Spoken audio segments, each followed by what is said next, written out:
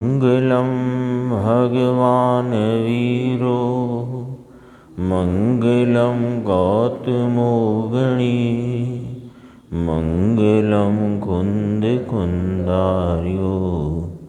जैनधर्मोऽस्तु मङ्गलं सर्वमङ्गलमाङ्गल्यं सर्वकल्याणकारकं प्रधानं सर्वधर्माणां जैनं जयतुशासनं सहजानंद चैतन्य प्रकाशाय महीयसे नमो अनेकांत विश्रांति महिमने परमात्मने। आचार्य कुंद देव द्वारा रचित पंचासी काव्य संग्रह नाम का ग्रंथ और इसकी 71-72 नंबर की गाथाएं हैं। इसमें जीव के स्वरूप और उसकी पर्यायगत योग्यताओं का स्वरूप वे भी जीव के ही भेद हैं। भले वह 4 गतियों में उसका परिभ्रमण होता हो तो वह 4 गति में परिभ्रमण रूप भाव भी जीव की उस समय की पर्याय का भेद है। कोई कर्म के कारण से यह 4 गति में परिभ्रमण करता है ऐसा नहीं। ऐसे ही 5वें अंक के रूप में जीव के 5 असाधारण भाव की चर्चा यहाँ की। तो पारिणामिक भाव की चर्चा अपनी कल हुई थी कि वह एक रूप भाव है। इसमें आया था ना, कल जो पढ़ा था इसको दोबारा से ले लेते हैं। देखो, पारिणामिक भाव, आत्मा पारिणामिक शुद्ध भाव है, वह एक रूप है, शरीर और कर्म के कारण वह नहीं है, स्वयं एक रूप है। यानी पारिणामिक भाव जीव के 5 असाधारण भावों में पारिणामिक भाव को हम द्रव्य रूप भाव भी कह सकते हैं। और 4 प्रकार के जो अन्य भाव हैं, औदयिक, औपसमिक, क्षायोपसमिक, क्षायिक, उन्हें पर्याय रूप भाव भी कहते हैं। पर वस्तु तो एक ही है, तो उसके वर्तमान परिणाम में प्रकट भाव वे 4 प्रकार के हैं, तो उन्हें 4 प्रकार से यहाँ कहा गया। तो उनमें विविध रूपता है और वे क्षणवर्ती हैं। और पारिणामिक भाव जिसे द्रव्य रूप भाव भी कहते हैं, वो त्रैकालिक ध्रुव स्वरूप एक रूप है और दोनों में एक इतना अंतर है।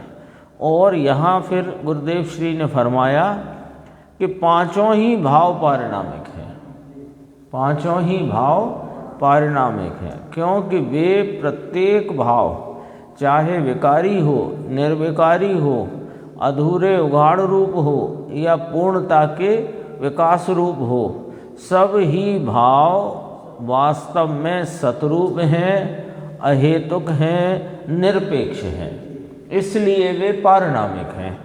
तो फिर इस पारिणामिक में और उन 4 पारिणामिक में क्या भेद हुआ कि यह पारिणामिक जो एक रूप है और त्रिकाली है, और वे पारिणामिक जो 4 प्रकार से कहे गए वे विविध रूपता वाले हैं और क्षणवर्ती हैं। ये फर्क हुआ दोनों।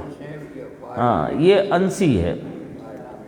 देखो, इसमें कहा कि स्वयं एक रूप है और पारिणामिक भाव में भव्य और अभव्य जो भेद हैं उनका कारण क्या कि कोई कर्म कारण होगा कि नहीं।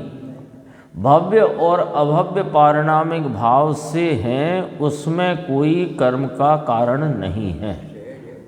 तथा उदय, उपसम, क्षयोपसम और क्षायक भाव स्वय अपेक्षा से पारिणामिक भाव में आ जाते हैं। कल अपन ने चर्चा की थी कि ये जो उदय रूप नाम विकारी मोहराग देश के परिणाम, उपसम रूप निर्विकारी परिणाम आंशिक हो, अथवा क्षयोपसम की उघाड़ रूप दशाहीनादिक और क्षायक भाव पूर्ण विकास का परिणाम, ये सब परिणाम पारिणामिक हैं। ये अभी कहा ना, पारिणामिक ही हैं तो इनकी उत्पत्ति के लिए कर्म सापेक्षता नहीं है। इनके प्रकारों का जो अंतर है, जैसे विकारी भाव विकार रूप है, निर्विकारी भाव निर्विकार रूप है, अधूरी स्वरूप की उघाड़ दशा ज्ञान दर्शन सुख वीर्य की वह भी उस रूप है, और पूर्ण दशा पूर्ण विकास उस रूप है। तो उनकी पर्यायों में पढ़ते हुए ये चार प्रकार, इनका नामकरण अथवा इनकी पहचान कर्म सापेक्षता से है। परिणाम सर्व कर्म सापेक्ष नहीं है। ये पॉइंट अपने को ख्याल में लेना है कि कोई भी परिणाम उदय का हो, उपसम हो, क्षय उपसम का हो, क्षायक भाव हो, ये कोई भाव कर्म के होने नहीं होने से नहीं होते। ये सब ही परिणाम जीव के ही भेद हैं, और जीव के उस समय में उस रूप से होते हुए स्वतंत्र सत है, अहेतुक है, निरपेक्ष है। इनकी उत्पत्ति कर्म सापेक्ष नहीं है। इनके प्रकारता की पहचान कर्म सापेक्षता से की गई है, कही गई है। परिणाम कर्म सापेक्ष नहीं होता। ऐसे अपन सामान्यतया बोलते हैं कि पारनामिक निरपेक्ष भाव है और चार भाव कर्म सापेक्ष हैं, तो वे भाव कर्म सापेक्ष नहीं है। भाव तो सब ही निरपेक्ष हैं। पर्याय रूप भाव उस समय में उस रूपता से प्रकट होते स्वतंत्र सद्भाव है, अहेतुक भाव है। वे कर्म सापेक्ष नहीं हैं। उनकी उत्पत्ति कर्मों की सापेक्षता या कर्मों के अभाव सद्भाव से नहीं है। वे परिणाम तो स्वतः स्वयं अपने से उत्पन्न होते हैं। उन परिणामों में जो प्रकारता है, विकारता की, निर्विकारता की, अधूरेपन की, पूरेपन की, वे प्रकार को पहचान कराने को कर्म सापेक्ष है। बस इतना समझना। कथन में वह चार प्रकार की सापेक्षता कर्म के उदय उपसम क्षय उपसम की आती है। देखो इसमें कहा उदय उपसम क्षय उपसम और क्षायक भाव स्वयं अपेक्षा से पारिणामिक भाव में आ जाते हैं। पारिणामिक भाव पर्याय अपेक्षा से विकार रूप अथवा उपसम रूप स्वयं होता है। ये कौन सा पारिणामिक? पर्याय रूप पारिणामिक। वह स्वयं अपेक्षा से विकार रूप अथवा उपसम रूप स्वयं होता है। किसी कर्म के कारण राग हुआ अथवा कर्म हटा इसलिए गुण हुआ, ऐसा नहीं है। अपने परिणाम अनुसार भेद पड़ता है। इस प्रकार स्वतंत्र समझे, और स्वतंत्र समझकर क्या निर्णय करना, क्या प्रतीति करना कि अंश जितना मैं नहीं परंतु मैं तो अंशी हूँ, ऐसा भान करे तो धर्म होता है। अब आगे चर्चा है औदैक भाव की।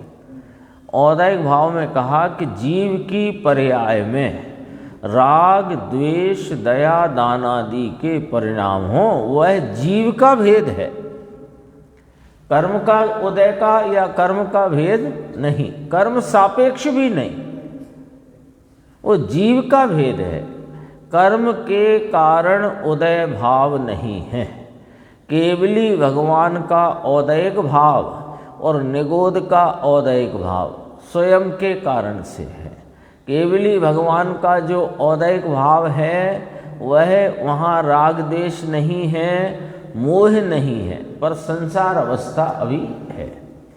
और निगोद के औदैक भाव में मोह राग देश का परिणमन है, लेकिन वह जो भी भाव है वह स्वयं के कारण से है, इस अपेक्षा से समान है। यानी केवली भगवान का औदैक भाव और निगोद के जीव का औदैक भाव किस अपेक्षा से समान कहा कि वह स्वयं के कारण से अपने उस काल में उत्पन्न होता हुआ परिणाम है, जीव का ही भेद है, इस अपेक्षा से समान है।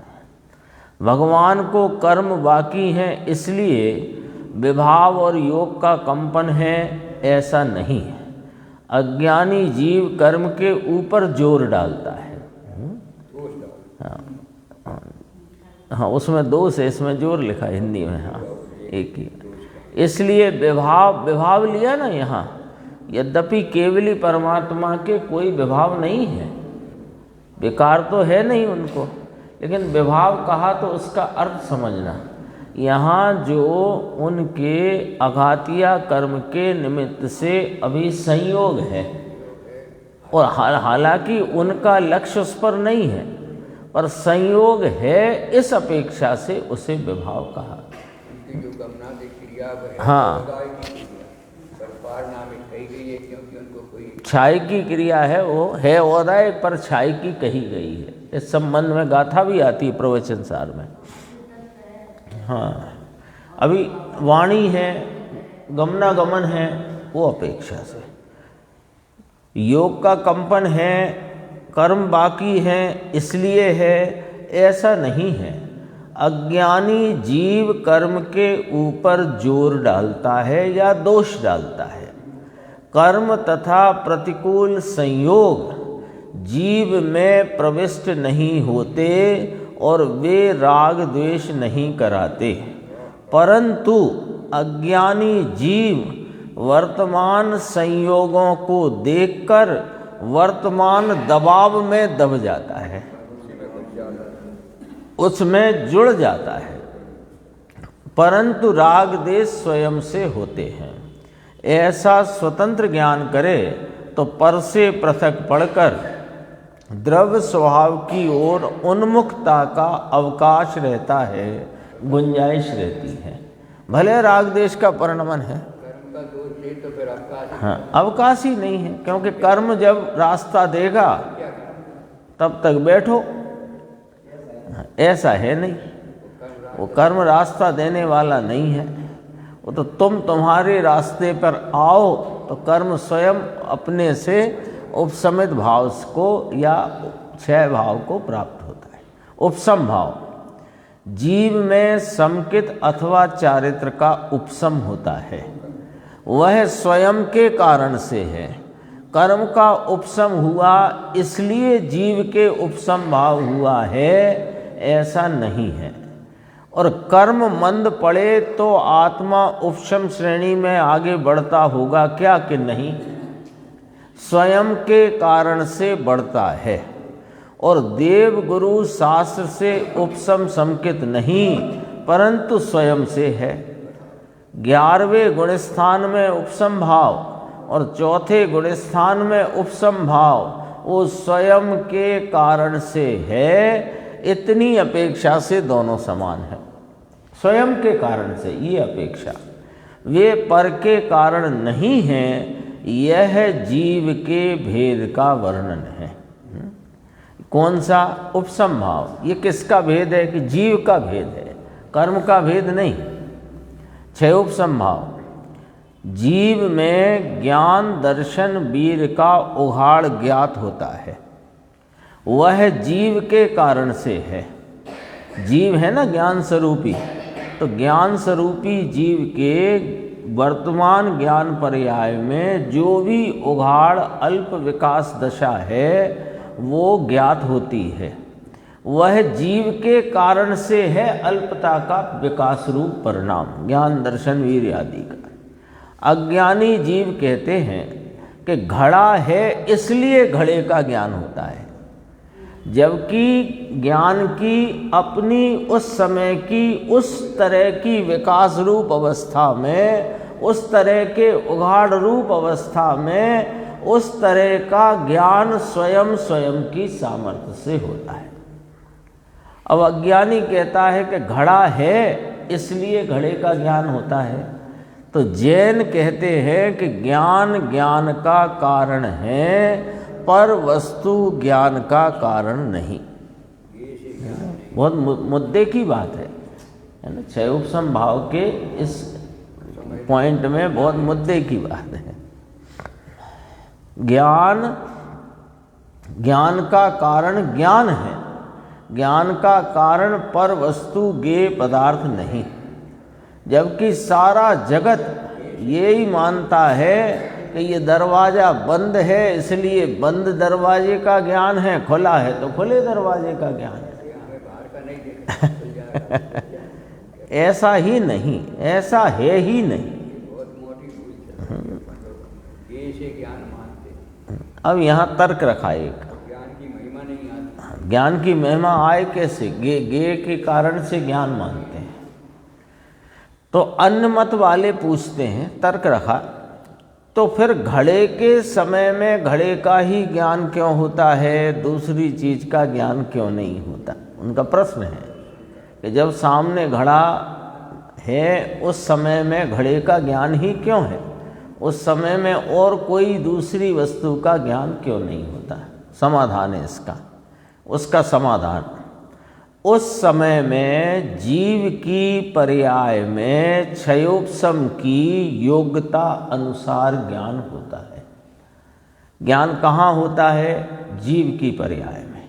कैसे होता है? कि उसके क्षयोपशम भाव में। वो क्षयोपशम भाव वैसा किस प्रकार है? कि अपनी योग्यता अनुसार। तो उस समय जीव की पर्याय में क्षयोपशम की योग्यता अनुसार ज्ञान होता है। अब जहाँ क्षयोपशम की बात करी तो अज्ञानी जीव दूसरी दलील करता है, क्या? कि ज्ञानावरणीय कर्म का क्षयोपशम है, इसलिए ज्ञान का विकास दिखता है। गे से हटा तो कर्म में उलझा। पहले तो मानता था कि गे है, जैसा वैसा ज्ञान होता है, तो गे से ज्ञान होता है।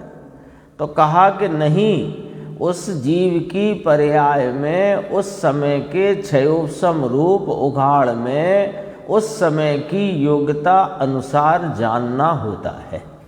तो उसने फिर क्षयोपशम शब्द पकड़ा, तो फिर अब कहने लगा कि ज्ञानावरणी का जैसा क्षयोपशम हो वैसा ज्ञान होता है ना। वो अब जैसे अपन इतने लोग बैठे हैं, अब यहाँ से जो बात गुरुदेव श्री ने खुलासा की वो अपन यहाँ से पढ़ रहे हैं, समझ रहे हैं। अब सबको एक सा क्यों नहीं समझ में आता कि भाई क्षयोपशम जैसा होगा वैसा होगा। तो क्षयोपशम कैसा होगा? कि उस समय की ज्ञान की योग्यता प्रमाण होगा। ये हिसाब लगाने लगता है कि कर्म का, ज्ञानावरणी का कर्म का जैसा क्षयोपशम है वैसा हमें समझ में आता है। ऐसा नहीं है, कर्म पे डालता है। इसलिए ज्ञानावरणी कर्म का क्षयोपशम में इसलिए ज्ञान का विकास दिखता है। तो यह भी मिथ्या मान्यता है। ज्ञान अल्प दिखाई दे या अधिक दिखाई दे, वह जीव के कारण से है, पर के कारण से नहीं। उसका लॉजिक है कि ये जो जीव ज्ञान स्वभावी है, उसके ज्ञान के प्रति समय के परिणमन में जो कुछ भी परिणाम होता है, ज्ञान के अल्प विकास का, अधिक विकास का जो भी परिणाम होता है, वो जीव का भेद है कि ज्ञानावरणी कर्म का भेद है। तो जीव का भेद है, तो जीव की पर्याय में पड़ता हुआ भेद जीव के कारण है कि परवस्तु के कारण? लॉजिक है ना ये। जो विविधता और विचित्रता क्षयोपशम भाव में दिखती है वह जीव का भेद है। ऐसे अपन विचार कर सकते हैं, जैसे कोई अग्नि जलती हो, लकड़ियों की बहुत अधिक ढेर हो, अधिक अग्नि हो। अब अग्नि जलती हो और हवा तीव्र चले तो अग्नि और दहक जाए, तो वो जो दहकना उसका बढ़ा, वो अग्नि का भेद है कि हवा का भेद है? तो अग्नि का भेद है, तो वह अग्नि ही अपने उस मंद रूप से तीव्र उग्र रूप से परिणमी है। वो अग्नि अग्नि के कारण से परिणमी है, वहाँ पवन तेज चलती है इसके कारण से नहीं। ख्याल में आती है ना बात? ऐसे ही जो ज्ञान की अल्पता अथवा अधिक विकास रूप परिणाम है, वह जीव का ही ज्ञान के व्यक्तता का अपना भेद है। उसमें कोई कर्म का लेना देना नहीं। तो निमित्त तो है ना, कि हाँ निमित्त है ना, निमित्त कहने में कहीं कोई आपत्ति नहीं है, पर निमित्त तो है कह करके तुम्हें उस निमित्त की कारण से यहाँ ज्ञान में अल्पाधिकता हुई, ये बात गलत है। उसने निमित्त को कर्ता बनाया फिर। जो विविधता और विचित्रता क्षयोपशम भाव में दिखती है वह जीव का भेद है। इस प्रकार समय समय की पर्याय स्वतंत्र समझे तो त्रिकाली स्वभाव की स्वतंत्रता की खबर पड़े। कल भी बात आई थी, ये बात बहुत महत्वपूर्ण है। किस अपेक्षा से महत्वपूर्ण है कि यदि जीव की एक भी पर्याय को किसी अन्य के कारण से हीनी, अधिक, विकारी, निर्विकारी, पूरी, अधूरी मानोगे तो फिर जीव पराधीन ठहरा ना, क्योंकि जीव की पर्याय जो है वो जीव ही तो है।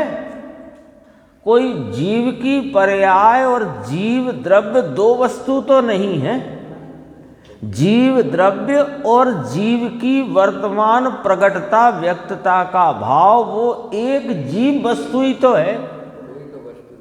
अब पर्याय को पराधीन माना कि ज्ञान, अब हम क्या करें, ज्ञानावरणी का क्षयोपशम ही ऐसा है तो हमको बात कम समझ में आई, और ज्ञानावरणी का कल क्षयोपशम थोड़ा तीव्र था तो ज़्यादा समझ में आई। यदि ऐसा माना तो तुमने अपनी पर्याय को पराधीन माना, और अपनी पर्याय को पराधीन माना माने अपने को पराधीन माना। तो पर्याय की स्वतंत्रता को नक्की करना पड़ेगा।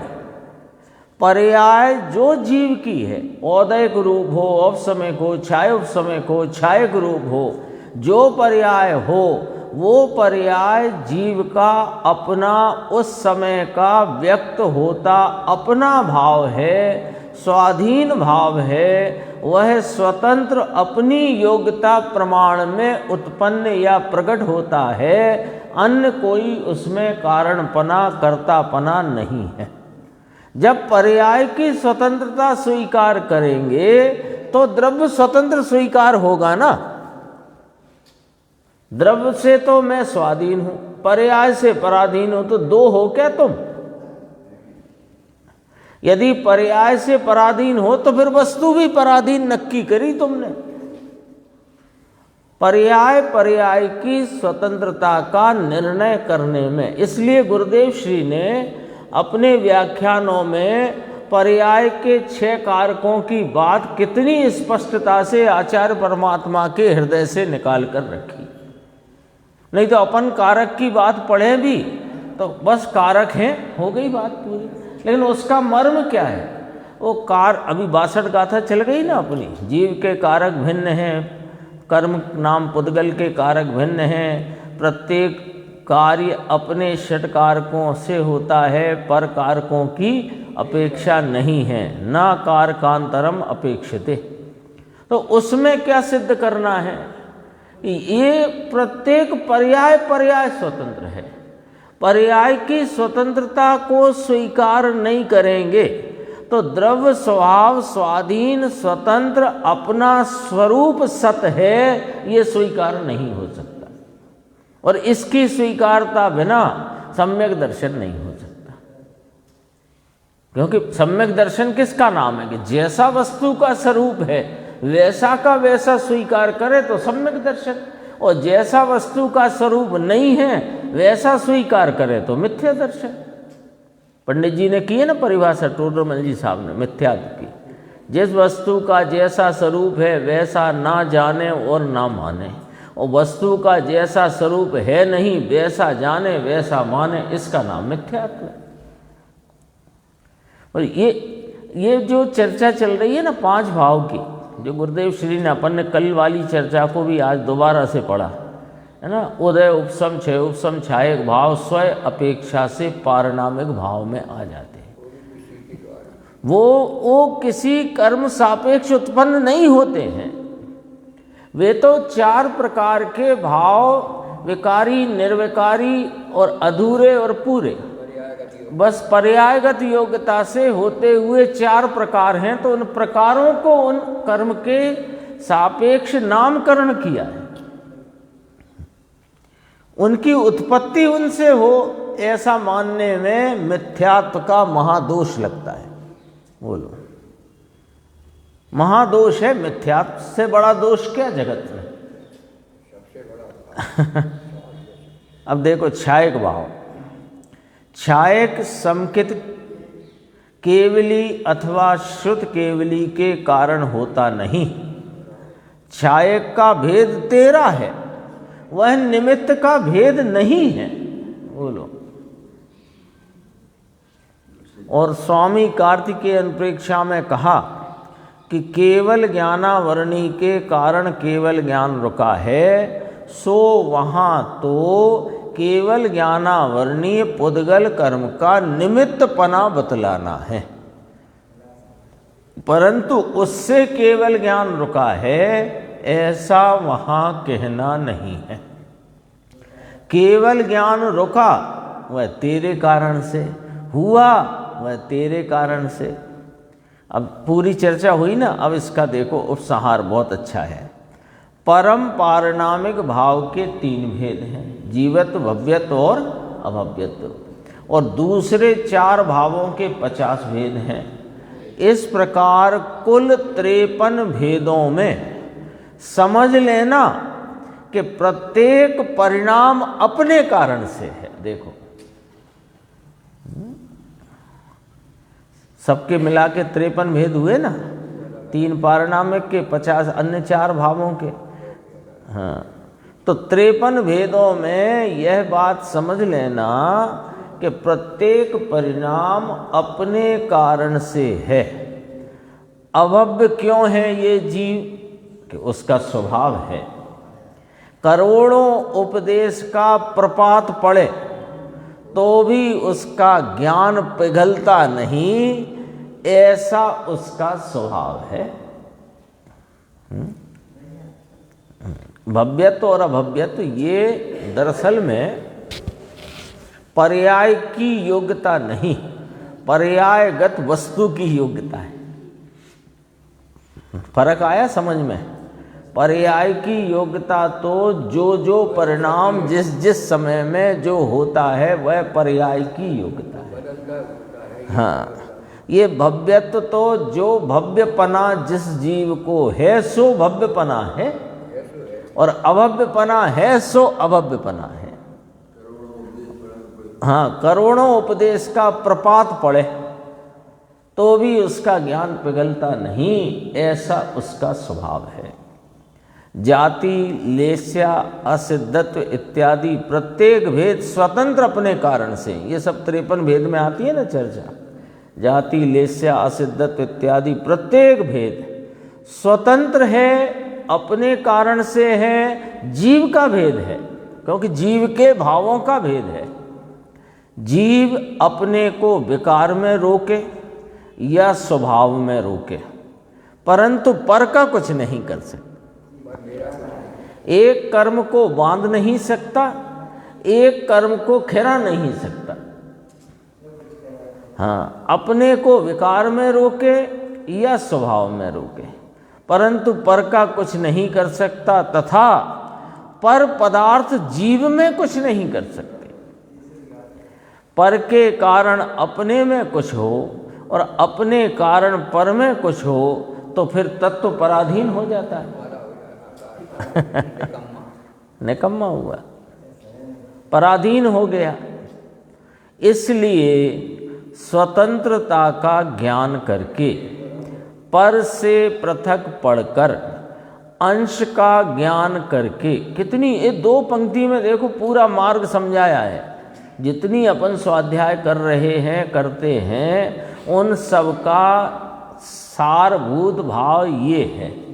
ये इस प्रकार अपने को परिणमन हो, इस प्रकार का उद्यम हो, इस प्रकार का प्रयत्न हो, तो अपना यह संसार शीघ्र ही कटकर मुक्त दशा की प्राप्ति हो सकती है। स्वतंत्रता स्वीकार करे तो अभी कितना देखो, 2 लाइन में बहुत गंभीर चर्चा गुरुदेव ने यहाँ पर अपने सामने रखी। देखो,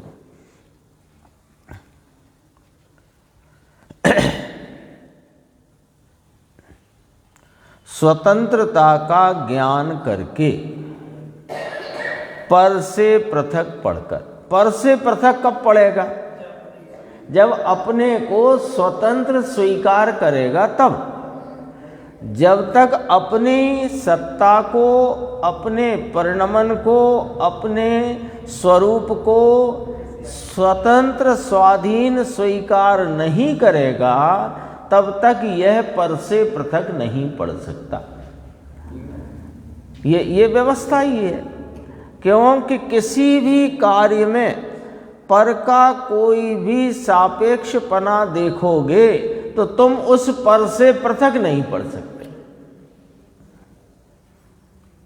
जब तक अपने किसी परिणाम में, अपनी सत्ता में और अपनी सत्ता में परिणमित होते प्रत्येक समय का कोई भी परिणाम हो, विकारी, अविकारी, अधूरा, पूरा, उसमें किसी भी प्रकार से पर की सापेक्षता मानोगे तो फिर पर से पृथक नहीं पढ़ सकते। तो पहले में पहला काम अपने को इस स्वाध्याय का लाभ हो, उसके लिए अपने और अपने परिणामों की पर्याय की स्वतंत्रता का बोध करना, निर्णय करना, दृढ़ करना, तब पर से पृथक पढ़े। एक और अपनी पर्याय में जो कुछ भी परिणमन है, विकार रूप, निर्विकार रूप, अधूरा, पूरा, वो मेरा ही भेद है, किंतु वह एक समयवर्ती है, अंश रूप भाव है, उसका ज्ञान करना।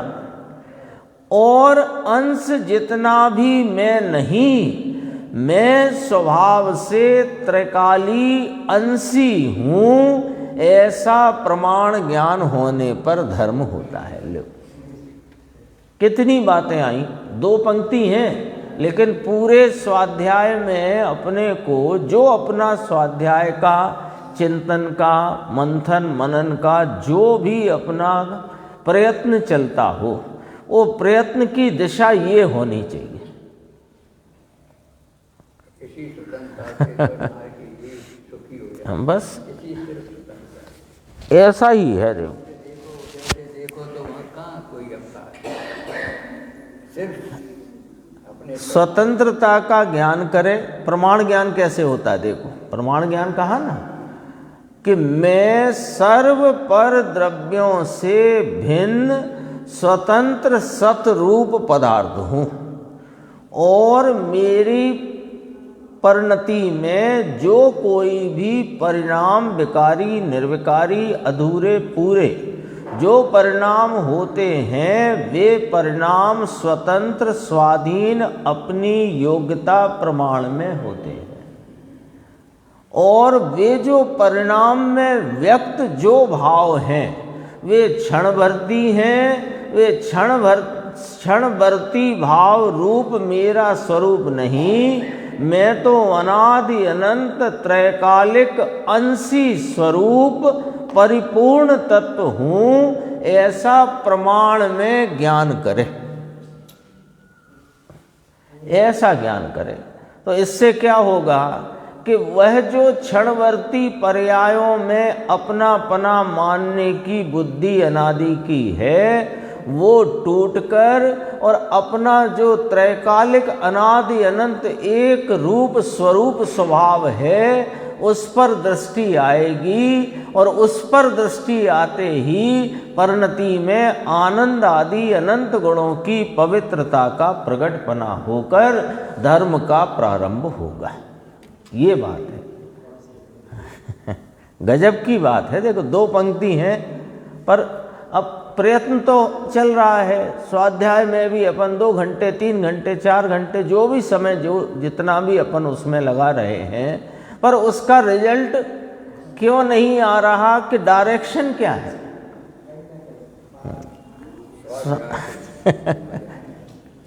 स्वाध्याय का अपना दिशा क्या है, ये जान लिया, ये जान लिया, ये जान लिया, उसकी परीक्षा है, उसकी परीक्षा है, ये भी है, वो भी है, अनेक प्रकार हैं, कोई एक ही प्रकार नहीं है, अनेक प्रकार हैं। वो सब प्रकार किसी काम के नहीं। सर्व पर द्रव्यों, देखो पर्याय पर्याय की स्वतंत्रता स्वीकार होगी, अभी अपन चर्चा कर चुके हैं। पर्याय पर्याय की स्वतंत्रता स्वीकार होगी तो द्रव्य की स्वतंत्रता स्वीकार हो सकेगी, और जब द्रव्य की स्वतंत्रता स्वीकार करोगे तो सब पर वस्तुओं से मैं न्यारा हूं। तो पहला स्टेप का भेद ज्ञान खड़ा हुआ निर्णय में। निर्णय में 3 स्टेप आते हैं और परिणमन 1 स्टेप में होता है। पहला स्टेप कि समस्त जगत के समस्त पर द्रव्यों से भिन्न मैं हूं, पहला भेद ज्ञान। दूसरा, जो मेरी परिणति में विकारी भाव हैं वे मेरे स्वभाव स्वरूप नहीं, वे विभाव रूप भाव हैं और मेरा स्वभाव पवित्र है। ये दूसरे प्रकार का भेद ज्ञान, दूसरे स्टेप। और तीसरे स्टेप में जो कोई विकारी या कि निर्विकारी परिणाम हो, वो परिणाम क्षणवर्ती है, एक समय का है, और उतना ही मैं नहीं हूँ। मैं तो परिपूर्ण तत्व, त्रैकालिक अनादि अनंत तत्व हूँ। पर्याय एक समयवर्ती है। ऐसा करके पर्याय और द्रव्य के बीच का भेद ज्ञान, 3 स्टेप हुए। ये निर्णय होने पर, जब यह निर्णय होगा तो इस निर्णय के अनुसरण में समस्त परद्रव्यों का, रागादि विकारी भावों का और पर्याय मात्र का लक्ष्य छोड़कर ज्ञायक भाव को लक्ष्यगत करे तो धर्म की प्राप्ति हो। ये बहुत महत्वपूर्ण है। स्वाध्याय तो अपन कर ही रहे हैं, प्रयत्नशील तो हैं, पर प्रयत्न की दिशा भी तो सही होनी चाहिए। देखो अब अगला आया 6 पॉइंट वाला, जो 6 नंबर वाला। जीव पूरब पश्चिम उत्तर दक्षिण और ऊपर नीचे ऐसी 6 दिशाओं में गमन करता है। ये 6 प्रकार से जीव के भेद हैं। विदिशा में जीव गमन नहीं करता, विदिशा, हाँ, विदिशा चौड़ाई की अपेक्षा से एक प्रदेशी है, इसलिए जीव सीधा विदिशा में नहीं जाता। पूर्व पश्चिम आदि दिशा असंख्य प्रदेशी है, उसमें जीव गमन करता है। यहाँ विदिशा को शब्द को से क्या बताना है कि वो एक प्रदेश गमन नहीं करता है, हाँ, एक प्रदेश का गमन नहीं करता। वो श्रेणी में जो पूरब पश्चिम उत्तर दक्षिण और ऊपर नीचे ऐसे श्रेणी में, श्रेणी माने उस लाइन में जो असंख्य प्रदेश हैं, उन असंख्य प्रदेशों में गमन करता है, एक प्रदेश का गमन नहीं करता है। यहाँ विदिशा का अर्थ है। वैसे 10 दिशाएं जब गिनते हैं तो 4 दिशा, 4 नैऋत्य आग्नेय आदि वे विदिशा कहलाते हैं, है ना। वो 4 आते हैं ना, 4 नैऋत्य विदिशा, वो नैऋत्य आग्नेय, हाँ ऐसे वायव्य और एक और कोई है। 4 विदिशा, उत्तर पूर्व, उत्तर दक्षिण, पूर्व पश्चिम, 4 दिशा, ऊपर नीचे, ऐसे 10 दिशाएं कहलाती हैं। हाँ, तो यहाँ विदिशा का अर्थ है कि चौड़ाई की अपेक्षा एक प्रदेशी जो विस्तार है, लोकाकाश में है ना जीव, तो उस लोकाकाश में जो एक प्रदेश है वहाँ गमन नहीं करता है, नहीं हो नहीं सकता ना। इसीलिए तो कहाँ करता है कि पूरब पश्चिम आदि दिशा, तो पूरब पश्चिम उत्तर दक्षिण ऊपर नीचे ये श्रेणी असंख्य प्रदेशी है, तो इसमें जीव गमन करता है। उसका कारण स्वयं है, कर्म कारण नहीं है। ये इतना ही था इसका 6ठे का। अब 7वें का देखो। सप्तभंगी के 7 भंग से जीव पहचाना जा सकता है। जीव का निर्णय कैसे करें कि 7 भंगों से, कैसे 7 भंगों से कैसे निर्णय होगा कि ये जिनवाणी में स्यादवाद स्वरूप वस्तु को स्यादवाद शैली से बताने की एक सप्तभंगी भी एक उसकी शैली है। हाँ, सप्तभंग से क्या नक्की होता है कि जैसे ये एक उंगली है तो ये अपने से है पर से नहीं, तो इतने में सबका निषेध और अपनी सत्ता का सद्भाव, अपनी सत्ता का स्वरूप निश्चित होता है, सिद्ध होता है। तो ये देखो, इसलिए जीव 7 प्रकार से भी कहा जाता है। पहला है अस्तित्व भंग। जीव स्वयद्रव्य, स्वक्षेत्र, स्वकाल, स्वभाव से अस्थि रूप है। ऐसे एक भंग में सभी जीव आ जाते हैं। द्रव्य नाम त्रिकाली वस्तु, क्षेत्र माने अपने असंग प्रदेश रूप विस्तार, काल माने समय समय की पर्याय, भाव माने त्रिकाली गुण या शक्तियाँ। ऐसे स्वय चतुष्टय से प्रत्येक जीव है ना, उसका अस्तिपना है पना है। और नास्तित्व, शरीर, कर्म, वाणी, देव, गुरु, शास्त्र रूप से ये जीव नहीं है। ऐसा नास्तित्व धर्म जीव का है। पर रूप नहीं होना, पर रूप नहीं है, ऐसा नास्ति पने का धर्म जीव का है। पर से नास्ति का धर्म जीव का है। शरीर, कर्म, वाणी, देव, गुरु, शास्त्र रूप से ये जीव नहीं है, ऐसा नास्तित्व धर्म जीव का है। नास्तित्व धर्म पर का नहीं है परंतु अपना है। कर्म, शरीर, वाणी का जीव में अभाव है। ये तीनों काल के जीव की बात चलती है, अकेले सिद्ध की नहीं। भव्य, अभव्य, संसारी या सिद्ध सभी जीव पर रूप नहीं। ऐसे ये नास्तित्व भंग में ये जीव का जो नास्तित्व धर्म है उसमें यह बात समा जाती है कि जीव, प्रत्येक जीव अपने स्वय चतुष्टय से है, पर चतुष्टय या पर से नहीं, उसकी नास्ति है। तीसरा, अस्तित्व नास्तित्व भंग। आत्मा स्यात नाम कोई अपेक्षा, आत्मा स्यात अपने से अस्ति है और स्यात पर से नास्ति है। ऐसा क्रम से कहा जा सके, ऐसा धर्म आत्मा का है। आत्मा स्यात माने स्वय चतुष्टय से अस्ति है और स्यात पर से नास्ति है। तो इसको अपन ऐसे बोलेंगे ना, आत्मा स्वय चतुष्टय अपेक्षा स्वयं से अस्ति रूप है और आत्मा पर चतुष्टय की अपेक्षा स्वयं नास्ति है। लेकिन ऐसा क्रम से कहा जा सकता है, एक साथ नहीं कहा जा सकता। हाँ, उसमें भी यही है, पंचास्तिकाय में भी आया, प्रवचन सार में भी यही चर्चा, हर जगह यही। ऐसा आत्मा में धर्म है।